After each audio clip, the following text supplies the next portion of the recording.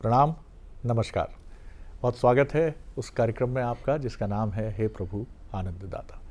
और एक और नए एपिसोड में हम फिर आपका हृदय से स्वागत करते हैं। और आज गुरु से संबंधित प्रश्न है, बल्कि गुरु पर संदेह से जुड़ा प्रश्न है। और हमें एक युवा जो है, एक युवा लड़की ने ये प्रश्न हमें भेजा है। वंदना उनका नाम है। मैं सीधे आपको ले चलता हूँ प्रश्न की तरफ और फिर हम उसका उत्तर अपने विद्वान वक्ता से लेंगे। नमस्कार गुरुजी, मैं वंदना परिहार बालाघाट से। गुरुजी कहते हैं कि आध्यात्मिक मार्ग पर एक गुरु का होना आवश्यक होता है, लेकिन आज के गुरुओं को मैं देखती हूँ तो मुझे उन पर भरोसा नहीं होता है। तो वो कौन सा मार्ग है जिससे हमें एक सच्चा गुरु मिले जो हमें सही राह दिखाए? गुरु पर संदेह और कारण ये बता रही हैं कि बहुत भव्यता है उनके जीवन में, और कुल मिलाकर इनका जो संदेह है वो इस पर टिका है कि जैसे हम हैं वैसे ही तो गुरु हैं। जैसे हमारी इच्छा है कि अच्छी नौकरी मिले, अच्छा धन मिले, समाज में सम्मान हो, तो ये क्या हमारी एक कोई बहुत गलत धारणा है गुरुओं को लेकर?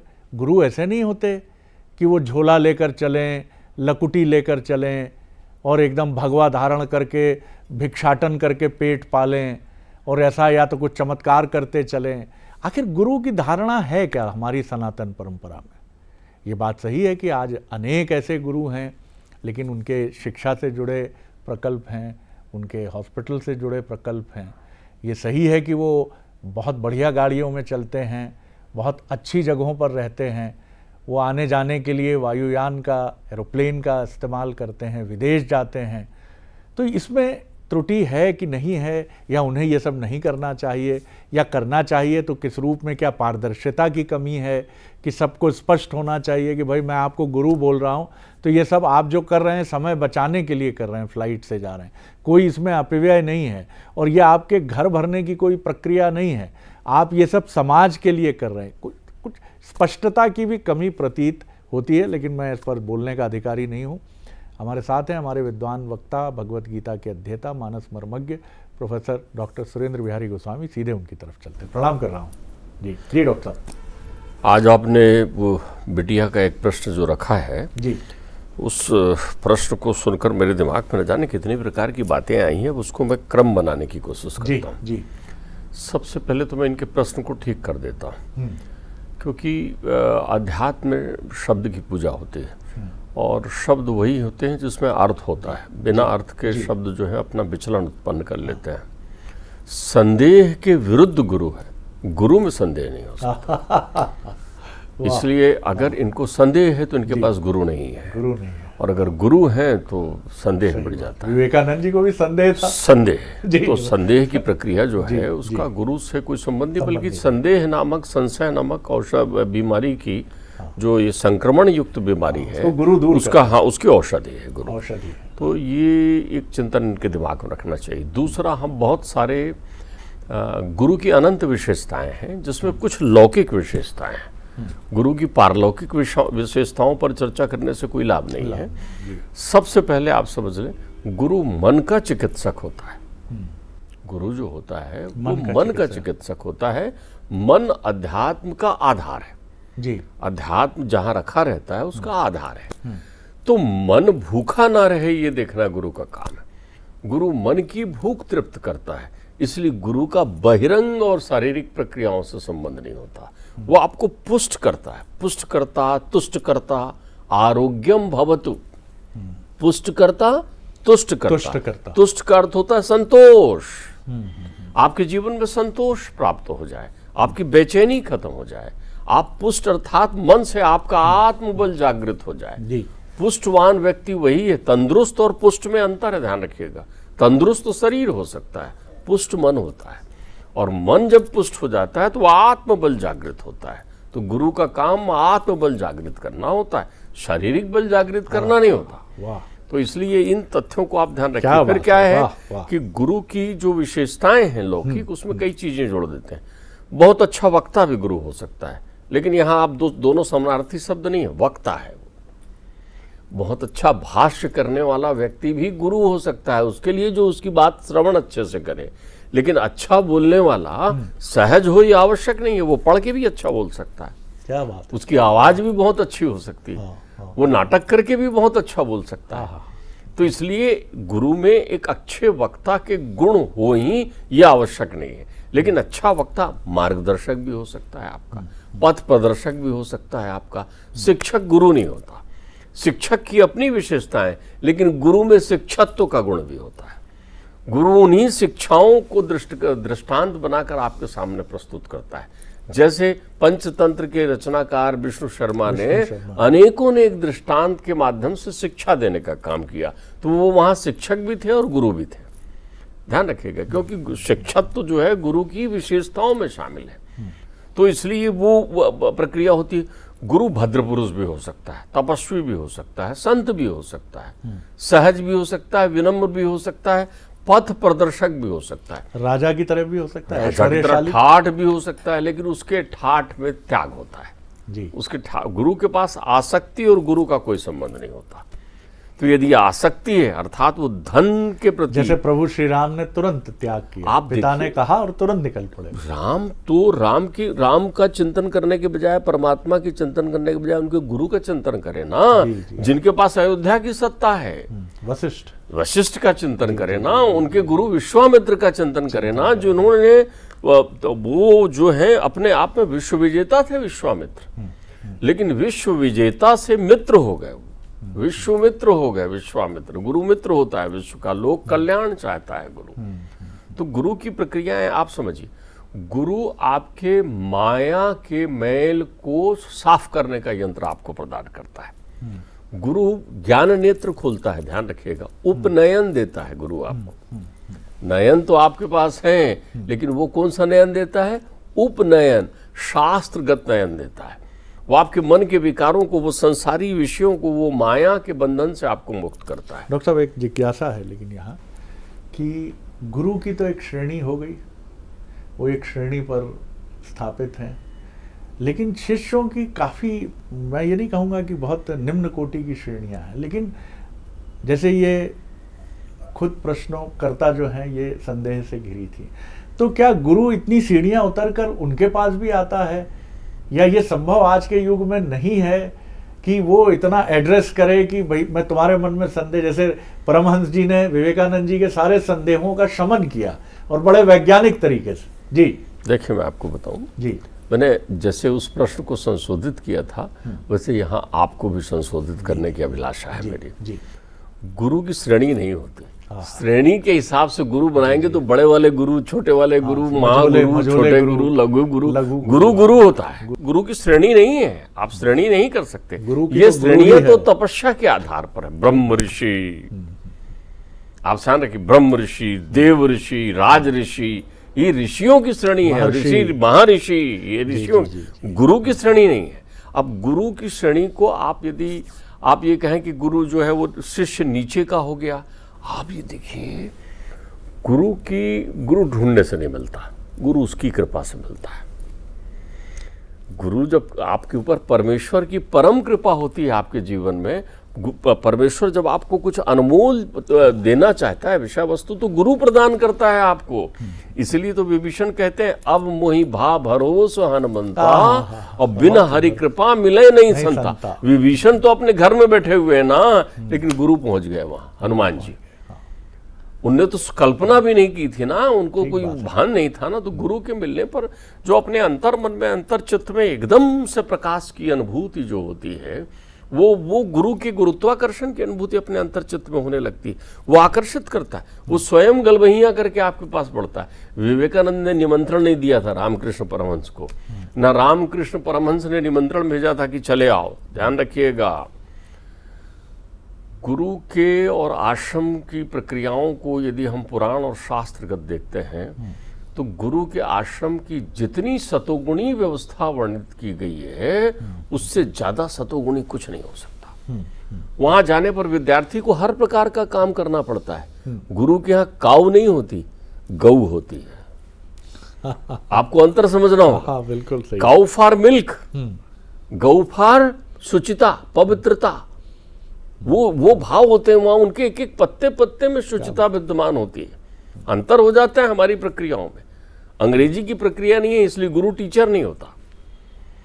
ध्यान रखिएगा, गुरु टीचर नहीं होता। गुरु शायद इनके मन में ये भी संदेह हो। आपने बड़ी सुंदर बात की डॉक्टर साहब कि सांदीपनी में, मैं कल्पना कर रहा था जब आप कह रहे थे कि सांदीपनी में कृष्ण भी आए हैं और देश के अलग अलग हिस्सों के या विश्व के राजकुमार है, राजा के साथ एकदम एक निर्धन परिवार का, ये एक समाजवादी व्यवस्था हो गई।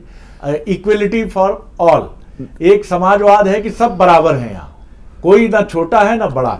अब मैं देखता हूं कि गुरु के पास जाने वालों की श्रेणियां अलग हैं। आईएएस अधिकारी का अलग स्थान है, राजनेता का अलग स्थान है, और फिर जो सबसे कमजोर व्यक्ति है वो जैसे क्रिकेट मैच देखने स्टेडियम जाता है कि सबसे कम पैसे वाली पवेलियन में, जहां से मैच भी ठीक से नहीं दिखता। माफ कीजिएगा, ये जिज्ञासा है मेरी भी, इनसे बिटिया से जोड़ के मैं भी कहने की कोशिश कर रहा हूँ। जी देखिए, एक बात समझिए जी, पहले तो मैं फिर से आपको आपके एक शब्द पर सुधार कर देता हूं। जी। हम कभी भी इंडेक्स होता है, इंडेक्स जिसको कहते हैं, उसमें P0 और P1 होता है, बड़ा महत्वपूर्ण होता है, करंट और बेस। बिल्कुल ठीक है। तो हम बेस तो बिल्कुल आज का बेस लगाकर उसको करंट ना माने। आज का बेस तो लगा ही ना। गुरु के पास कोई समाजवाद नहीं होता, गुरु के पास अध्यात्मवाद होता है। समस्या आज के समाजवाद की हो गई है। आज के समाजवाद ने तो गुरुओं की परिभाषा को भी समाज के हिसाब से बांट दिया है। वो उस जात के गुरु, वो उस समाज के गुरु, वो उस धर्म के गुरु हो गए हैं। गुरु एक निरपेक्ष मान है, एक अनंत आकाश की तरह है, एक निर्मल है, एक स्वरूपहीन भी है। ये गुरु को बांटा किसने है? समाज ने बांटा है? नहीं, ये हमारे संशयों ने बांटा, जिसके आधार पर हमने ये अपनी नासमझी में गुरु समझ लिया। हम ये समझते हैं कि जो जितना तेजस्वी, जो जितना बड़ा नाम है वो उतना बड़ा गुरु होगा। ये हमारी सोच निरर्थक है। जो हमें हमारे अंतर्चित्त को तुष्ट और पुष्ट कर दे वो ही गुरु होता है, उसके अतिरिक्त कोई गुरु नहीं है। जो आपको ये कहे कि मुझे ध्यान आता है कि एक सहज संत के पास में, ये बिल्कुल लौकिक घटना सुना रहा हूं आपको, एक बहुत सहज संत जो मूल रूप से गुरुत्वाकर्षण लिए हुए सहज भाव से भ्रमण करते थे, जिनका उद्देश्य जो है विश्व का कल्याण हो रहता था, जो प्रत्येक परिवार में शांति का ग्रह है। गुरु के पास जाएंगे, आपके हृदय में शांति हो जाए, आपकी सारी पिपासाएं, अभिलाषाएं और मृग तृष्णाएं विलोपित हो जाती है। आप कुछ मांगने की इच्छा ना करें, आप कहें गुरुदेव मुझे वो मार्गदर्शन दीजिए जिससे मुझे परमात्मा की अनुभूति हो, आनंद की अनुभूति हो। आपकी चाहत खत्म हो जाती है। लेकिन ऐसे सहज संत के पास कोई एक बड़े भौतिकता से जुड़े हुए व्यक्ति पहुंचे जो राज्य सत्ता के अभिलाषी थे। अब गुरु जी के पास पहुंचे तो गुरु जी ने देखा, अब चूंकि उनके अंतर्चित्त में बड़ी श्रद्धा भाव देखा उन्होंने, तो बोले क्या चाहते हो? तो बोले गुरुदेव मैं ये चाहता हूं कि वो हमारी जो फलानी पार्टी है वो जो है सत्ता में आ जाए। तो बोले इससे तुम्हें क्या लाभ होगा? बोले मैं सत्ता प्रमुख हो जाऊंगा। तो गुरु ने उससे कहा तथास्तु, तेरे अंतर्चित्त की स्थिति पूरी हो जाए। अब सवाल ये है कि वो सत्ता में आ गए। अब सत्ता में उनका कोई समूह आ गया, उसके बाद उन्होंने कहा नहीं मैं अभी सत्ता के प्रमुख से प्रमुख हो जाऊं। अभिलाषाएं खत्म नहीं होती ना। तो गुरुदेव ने कहा राधे राधे। अब गुरुदेव ने जब राधे राधे कर लिया, नमस्कार, उन्होंने कहा कि ये विषयी चिंता बांटने की विषय वस्तु नहीं है। तो आप यदि किसी अभिलाषा के साथ गुरु के पास जा रहे हैं तो फिर आपको गुरु मिल भी रहे हैं तो वो नहीं मिलने के तुल्य आपके पास। ऐसा भी है डॉक्टर साहब कि गुरु के श्रेष्ठ प्रतिमानों पर भी टिकना उचित नहीं है कि वशिष्ठ के और विश्वामित्र के बाद हमें रघुवंश में कौन सा गुरु याद आता है? ध्यान रखिए जी, रघुवंश के रघुकुल की प्रभुताई जब तक विद्यमान रही तब तक वहां गुरुवाई विद्यमान रही। प्रभुताई गुरुवाई से ही संभव हो सकती है। आप ध्यान रखिएगा, वो क्रम उस सूची में नहीं होता कि आप प्रमुख गुरुओं के नाम लीजिए। अगर हम गुरुओं का इतिहास देखने जाएं तो जब जब आप परमात्मा का नाम लेते हो, मैं आपको भेद करना चाह रहा था, आप ध्यान रखिए, गुरु का विभाजन हमारे यहाँ किया गया है। हमारे यहाँ कहा है जिससे ज्ञान मिले वो गुरु। पहले ध्यान रखिए, जिससे ज्ञान मिले वो गुरु।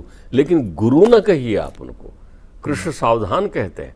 कृष्ण कहते हैं गुरु कह देने से लौकिक भावनाएं आएगी। तो गुरु का पूर्ण संबोधन है गुरुदेव। ध्यान रखिएगा, वो देहधारी देव, मनुष्य देहधारी देवत्व की बात करता है। बहुत अद्भुत बात, ध्यान रखिएगा। तो जितने भी व्यक्ति आपको ज्ञान मार्ग का प्रकाश डालते हैं वो गुरुदेव हैं। गुरुदेव आपका मूल उद्देश्य उनके आपके जीवन में शांति स्थापना होती है, वैभवता की नहीं, लौकिकता की नहीं। आपका संदेह कहाँ उत्पन्न होता है? जहां आप लौकिकता को लेकर जाते हैं, जहां आप विषयों को लेकर जाते हैं। तो एक वो जो हमको मार्गदर्शन देते हैं, हमें ज्ञान पथ पर बढ़ाते हैं, हमें ब्रह्म की अनुभूति कराते हैं। गुरु सीधा सीधा ब्रह्मा अनुभूति कराने तो क्या डॉक्टर साहब ये शिष्य, मैं यहाँ इसको पूर्ण करूंगा। जी जी जी, ये विभाजन बड़ा महत्वपूर्ण है समझने के लिए। सारे संसार में इसमें माता गुरु, पिता गुरु, सारे गुरु, अग्रज गुरु, सब गुरु शामिल हैं। ये गुरुदेव हैं, गुरुदेव, ठीक है ना। दूसरे गुरु वो होते हैं, दूसरे गुरु होते हैं जो हमें दीक्षित करते हैं, जो परमात्मा की कृपा से हमें मिलते हैं। जैसे परमात्मा राम को दीक्षित किया था वशिष्ठ जी ने, ध्यान रखिएगा। जैसे विश्वामित्र को भी दीक्षित किया था वशिष्ठ जी ने। जब वो उनके चरणों में पहुंचे एकदम, तो उन्होंने फिर बाद में दीक्षा प्राप्त की। फिर प्रश्न ये है कि क्या यही शिष्य जो हैं, इनकी पात्रता में अंतर है कि जब द्रोणाचार्य कहते हैं कि क्या दिख रहा है आपको सामने, एक ही शिष्य कहता है कि मुझे तो सिर्फ चिड़िया की आंख दिख रही है, तो एक पात्रता का बड़ा अंतर हो गया। अब गुरु कह तो रहा है, लेकिन ग्रहण करने का आपका तरीका ही भिन्न भिन्न हो रहा है। अब आपने मूल चिंतन पर बात उत्पन्न की है जी। गुरु तो सम दृष्टि वाले होते हैं। गुरु की दृष्टि विशिष्ट नहीं थी अर्जुन के प्रति। गुरु ने ये अवसर सबको प्रदान किया था। लेकिन प्रश्न ये है कि आपने उनमें दर्शन किसके किए? ध्यान रखिए, कृष्ण के पास उनके पुत्र भी हैं, प्रद्युम्न भी है, अनिरुद्ध भी है, वज्रनाभ भी है, सखियां भी है, परिवार भी है, इतना विहंगम परिवार है। लेकिन कृष्ण के कृष्णत्व की अनुभूति उद्धव कर रहे हैं ना। रिश्तेदार नातेदार सब हैं, लेकिन उद्धव कर रहे हैं ना। कृष्ण के तो इतने सारे कई लोग मित्र भाव से उनकी आराधना कर रहे हैं। द्रौपदी भी सखी भाव से आराधना कर रही है, गोपिकाएं भी सखी भाव से आराधना कर रही है। लेकिन एक सखा को कृष्णत्व के दर्शन हुए ना, श्री सुदामा जी। तो दर्शन हुए ना, दृष्टपूतम समाश्रित थे। तो वो तो सबके प्रति, वो तो भीम से भी कह रहे हैं तुम आओ, वो तो दुर्योधन से भी उतने ही प्रेम से कह रहे हैं तुम आओ, वो तो कर्ण को भी उतने ही प्रीति से आमंत्रित कर रहे हैं। तो जिसके पात श्रद्धा याग्नि समद्धते श्रद्धा हुईते अभी श्रद्धाम भगस्व मूर्धनि वत्सा वेदयामसी। श्रद्धा आपके अंतर्चित्त में कब उत्पन्न होगा? मुकुर मलिन और नयन विहीना, गुरु के दर्शन नहीं होंगे। अर्थात मन यदि मलिन है, मलिन मन कब हो जाता है? जब उसमें आकांक्षाएं हैं। एक बात ध्यान रखिए, एक बड़ा सुंदर प्रसंग आता है। सब कुछ हो जाता है, तब भी परशुराम जी, सब प्रमाण के बाद भी परशुराम का चित्त भी लग गया, चित्त का हरण भी हो गया, विनम्रता भी देख ली, तब भी परशुराम जी कहते हैं खेचौ ताप मिटई संदेहु। संदेह रहता है ना उनके अंतर चित्त में, तो जो संदेह वो तब मिटेगा, बोले जब चाप खींचो। अब आप यहाँ देखिए, यहाँ बड़ा सुंदर काम है। चाप वो खींचते ही नहीं है, जैसे धनुष वो उठाते नहीं है, वैसी चाप वो खींचते ही नहीं है। स्वयं धनुष राम के हाथ में चला जाता है उनका, स्वयं धनुष उठकर राम के हाथ में आ जाता है। जैसे परशुराम को धनुष देने लगते हैं तो कर से लेते नहीं है, वो धनुष अपने आप उनके पास चला जाता है। तो जब आपका चित्त रूपी धनुष अपने आप उनके कर में समाहित हो जाए आशीषों के, तो फिर गुरु का मिलना हो जाता है। वाह डॉक्टर साहब वाह, बहुत आनंद आया। तो दरअसल जितना हम समझ पाए कि हम ही संदेह का टोकरा उठाए घूम रहे हैं। हमें चिकित्सक पर भी संदेह है कि पर्याप्त फीस लेने के बाद ठीक उपचार नहीं कर रहा है। हमें अपने बच्चे के टीचर और स्कूल पर भी संदेह है कि तमाम फीस भरने के बाद भी शिक्षा नहीं मिल रही। हमें अपनी व्यवस्था पर भी संदेह है। हमें लगता है कि हम इनकम टैक्स पेमेंट भुगतान बराबर कर रहे हैं, लेकिन कुछ प्राप्त नहीं हो रहा है। दरअसल ये संदेह का पिटारा हमारे भीतर ही उमड़ घुमड़ रहा है। एक चिंतन और मैं रोक कर इसलिए कहूँगा आपको, बहुत आप इसको समझिए। जो प्रतिफल ना ले वो गुरु होता है। गुरु को आपसे अपेक्षा नहीं होती, गुरु बांटता है। तो यदि कहीं गुरु को देने के बाद गुरु आपको उपलब्ध हो रहे हैं, तो वहां ध्यान रखिएगा, वहां आप संदेही हो जाएंगे। लेकिन ये भी सही है उतना ही कि ये सही बात है कि जो वास्तविक गुरु है वो गुरु है, लेकिन गुरु की भी मार्केटिंग होती है, ये भी उतना ही बड़ा सत्य है। और गुरु को भी मार्केट करने के पीछे वही फोर्सेस होती हैं जो बाज़ार के दूसरे उत्पादों की मार्केटिंग करती हैं। क्योंकि उनके पास विद्वता से अधिक एक बाजार है, एक बहुत बड़ा वर्ग है जो मानसिक परेशानियों से ग्रस्त है, जिसके पास पैसा भी भरपूर है और वो चाहता है, उसको ऐसा लगता है कि एक चमत्कार घटेगा, इसलिए यहाँ बाजार भी प्रवेश कर गया है। गुरु का अर्थ आप ये समझिए कि आपकी भी एक पात्रता की श्रेणी है उसके लिए, क्योंकि गुरु तो निर्धारित है और ये जैसा डॉक्टर साहब ने कहा कि वो देव योग से ही मिलेगा आपको, लेकिन आपकी भी क्या वो अभीप्सा है गुरु को पाने की? क्या आप भी उस तरह से भटक रहे हैं? क्या आप भी अर्जुन की तरह सही उत्तर देते हैं? नहीं तो देखने वाले तो कृष्ण को लेकर भी संदेह से भर जाते हैं कि ये तो बड़ा रसिक प्रवृत्ति का दिखता है, छलिया दिखता है, मुस्कुराता रहता है, अजीब सी रहस्य भरी हंसी। तो कृष्ण के उस मनमोहनी स्वरूप के असली तत्व के दर्शन कितनों ने किए? ये भी ठीक है कि आज गुरु नाम की इस अद्भुत व्यवस्था पर मार्केट ने भी कब्जा करने की कोशिश की है, और ये भी सही है कि जितने शिष्य हैं वो भी भ्रम के गहरे बवंडर में घिरे हुए हैं। और यही वजह है कि न सिर्फ गुरु की सत्ता और स्वीकार्यता को लेकर संदेह हैं, बल्कि शिष्य तो ऐसे संदेह में डूबे हैं कि क्या कहा जाए। बाकी आप समझदार हैं, सब समझते हैं। अगले एपिसोड में एक और विषय लेकर उपस्थित होंगे। प्रणाम।